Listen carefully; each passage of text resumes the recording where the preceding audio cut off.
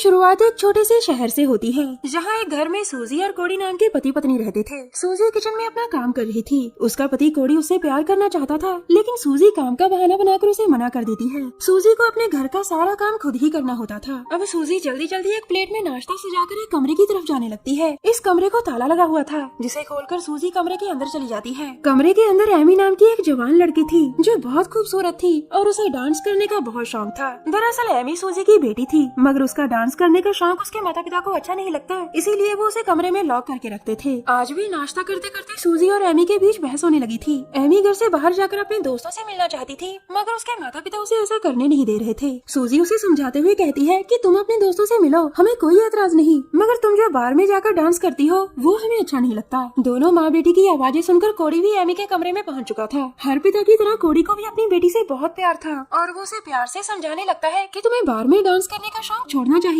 जब एमी उन दोनों की कोई बात नहीं सुनती तो उसकी माँ सूजी नाराज होकर वहाँ से चली जाती है। सूजी के जाने के बाद कोड़ी भी कमरे को ताला मारकर वहाँ से चला गया था। कुछ ही देर बाद जब सूजी अपने काम पर जाने के लिए जा रही थी, तभी उसके सामने एक आदमी आता है और कहता है कि मैं आपकी बेटी से बहुत प्यार करता हूँ। मगर सूजी गुस्से में आकर उसके फूल फेंककर उसे अपनी बेटी से दूर रहने की सलाह देती है। आज सूजी का मूड बहुत खराब था, जिसके कारण वो कोड़ी को छोड़कर अकेली ही काम पर चली जाती है। अब जरा इस छोटे से शहर के बारे में कुछ जान लेते हैं। ये शहर दो ग्रुप्स में बटा हुआ था। एक ग्रुप का नाम परमिंग्स था। इस ग्रुप में शहर के वो लोग शामिल थे जो अपने जिस्म की प्यास बुझाने के लिए कुछ भी कर सकते थे। सूजी की बेटी एमी और उसका लवर इसी ग्रुप का हिस्सा थे। दूसरे ग्रुप का नाम न्यूट्रस था और इस ग्रुप में शहर के वो लोग शामिल थे जो जिस्म की प्यास की जगह मन की शांति को पहल देते थे। एमी के माता पिता सूजी और कोड़ी इस ग्रुप का हिस्सा थे। इसी दौरान काम पर जा रही सूजी की गाड़ी खराब हो जाती है। उसकी गाड़ी बीच रास्ते में ही रुक गई थी, जिस कारण रास्ते में जाम लग जाता है। अब लोगों की गालियाँ सुनकर सूजी जल्दी जल्दी गाड़ी से बाहर आकर उन्हें समझाने लगती है, मगर लोग उसका और उसकी गाड़ी का मजाक उड़ाने लगते हैं। इसी बीच सूजी के पास एक टो ट्रक गुजरता है और उसमें रखे सामान से सूजी के सिर पर चोट लगती है। चोट लगने के कारण सूजी बेहोश हो गई थी। अब जैसे ही सूजी को होश आता है तो टो ट्रक वाला आदमी सूजी के पास आकर उससे माफी मांगने लगता है। इस आदमी का नाम रोनी था। वो जैसे ही सूजी को उठाकर उसकी गाड़ी में बिठाने लगता है तो सूजी उससे कहने लगती है कि मेरे तन बदन में एक अजीब सी आग लग रही है। उसकी बात सुनकर रोनी उसे बताता है कि चोट लगने से तुम्हारी जिस्मानी प्यास जाग चुकी है। रोनी की बात सूजी को अजीब लगी थी।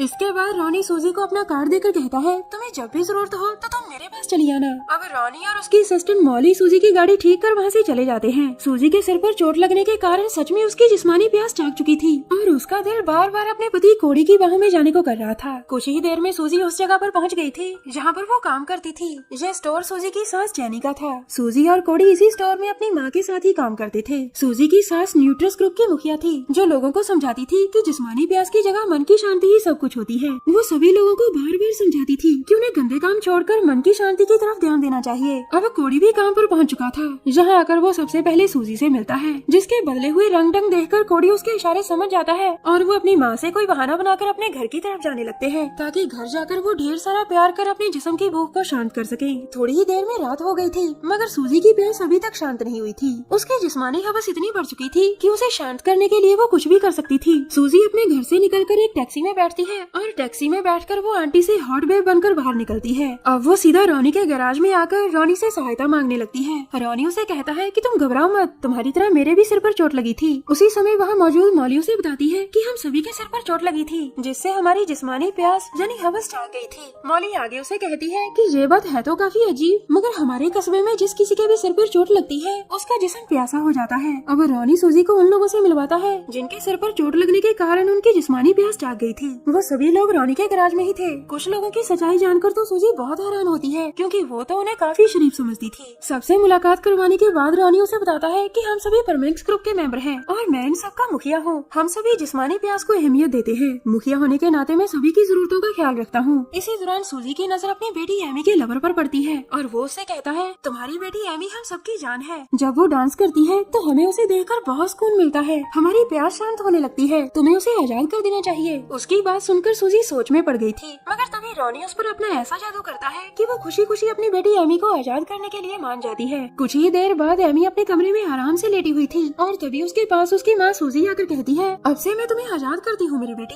मुझे माफ कर दो, मैं तुम्हारे मन की बात को समझ नहीं पाई। अपनी आजादी की बात सुनकर पहले तो एमी खूब डांस करती है और फिर वो दोनों एक दूसरे को बताने लगती है कि कैसे उनके सिर पर चोट लगी थी। अब दोनों माँ बेटी बहुत खुश थी। दोनों पूरे मजे साथ साथ लूटने का फैसला करती हैं। कुछ ही देर में सूजी एमी को लेकर बार में आ गई थी, जहाँ एमी अपने दोस्तों को और उसके उसके दोस्त उसे देखकर बहुत खुश हो गए थे। अब एमी सबके सामने डांस कर रही थी और मस्ती मस्ती में अपने कपड़े भी उतार कर फेंक देती है। तभी जेनी वहाँ आ जाती है क्योंकि उसने सूजी और एमी दोनों को बार में आते हुए देख लिया था। एमी को इस तरह बिना कपड़ों के डांस करते देखकर वो बहुत दुखी हो गई थी, जिसके बाद वो जल्दी जल्दी एमी के पास जाकर उस पर एक जाल फेंक देती है। उसी समय बार में कुछ लोग झगड़ा करने लगते हैं और झगड़ा करते करते वो एक दूसरे पर बॉटल फेंक कर मार रहे थे, जिनमें से एक बॉटल सूजी के सिर पर आकर लगी थी। फिर से सिर पर चोट लगने के कारण सूजी नॉर्मल हो गई थी। वो जिस्मानी प्यास को छोड़कर फिर से मन की शांति को मारने लगी थी। अगले दिन कोड़ी की माँ जेनी ने एक डॉक्टर को अपने घर बुलाया था ताकि वो उसकी बहू सूजी और उसकी पोती एमी को ठीक कर सके। डॉक्टर सबसे पहले सूजी को चेक करता है और उसे चेक करने के बाद वो जेनी को बताता है कि सूजी बिल्कुल ठीक है, जिसे सुनकर जेनी और कोड़ी राहत की सांस लेते हैं। मगर एमी से बात करने के बाद वो उसका इलाज करने का फैसला करता है। अब वो सभी एमी को जबरदस्ती पकड़कर उसे दबा खिला रहे थे कि तभी सीलिंग का एक टुकड़ा टूटकर एमी के सिर पर गिर जाता है। इस चोट से एमी भी नॉर्मल हो गई थी।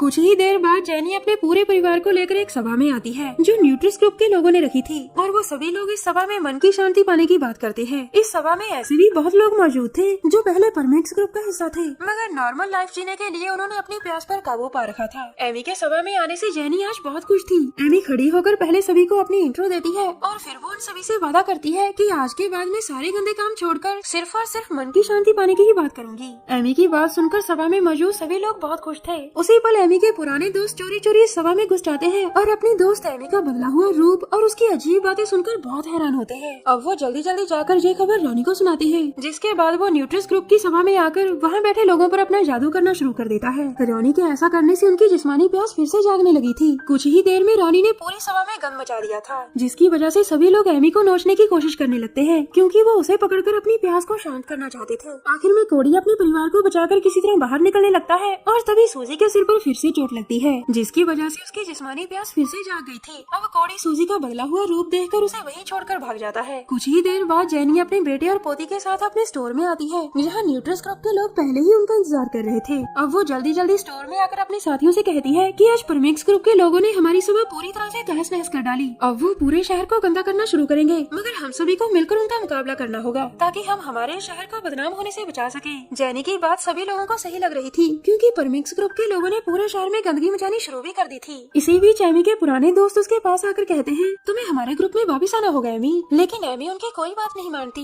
एमी के मना करने पर उसके दोस्त गुस्से में आकर स्टोर में तोड़फोड़ करनी शुरू कर देते हैं और इसी तोड़फोड़ में एमी के सिर पर फिर से चोट लगती है, जिसके बाद वो फिर से बदल गई थी। अब एमी स्टोर के बाहर आकर डांस करने लगी थी और उसका बदला हुआ रूप देखकर जेनी और कोड़ी बहुत दुखी होते हैं। असल बात तो ये थी कि इस समय जेनी और कोड़ी को छोड़कर पूरा शहर परमिक्स में बदल गया था। आखिर में जेनी को रॉनी बदल देता है और कोड़ी के सिर पर चोट लगती है। अब इस पूरे शहर में सिर्फ एक ही ग्रुप के लोग थे जिसका नाम था परमिक्स। सबकी जिस्मानी प्यास जगाने के बाद रॉनी उन सभी को बताता है कि मेरा एक सपना था कि पूरे शहर के लोग परमिक्स बन जाएं। आज रॉनी ने अपना सपना पूरा कर लिया था, मगर अपना सपना पूरा होने के बाद उसने सभी लोगों को नॉर्मल भी कर दिया था। और इसी के साथ इस कहानी का यही अंत हो जाता है।